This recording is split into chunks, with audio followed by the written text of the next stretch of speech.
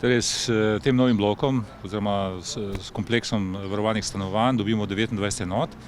Razpis, ki je bil že izveden, je pokazal, da je bilo 24 interesentov, v tem trenutku je 24 tistih, ki so dobili pravico, da bi tukaj stanovali, 5 stanovanj je še na voljo.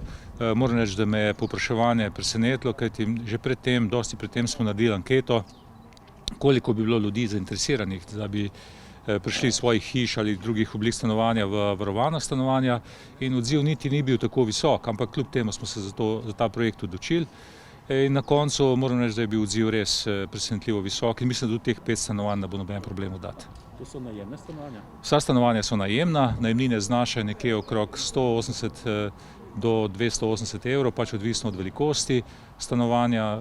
Mislim, da je to kar sprejemljiva najemnina. Se pravi, da je za krško območje nekaj časa, kar se tega tiče, poskrbljeno? Ja, potrebno je vedeti, da so potrebe zelo različne, da je seveda varovana stanovanja so samo ena izmed oblik bivanja starejših občanov.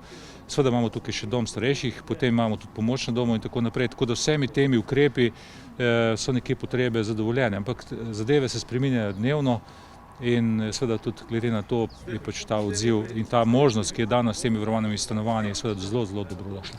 Imate številko vseh teh kapacitet zdaj? Neke številke, ki bi rekel nek seštevek vseh kapacitet nimamo, ali pa nimam zdaj tukaj pri sebi, da bi lahko to rekel, ampak glede na želje in pa potrebe povpraševanja pa bolj ali manj praktično v celoti zapolnjujemo vse potrebe.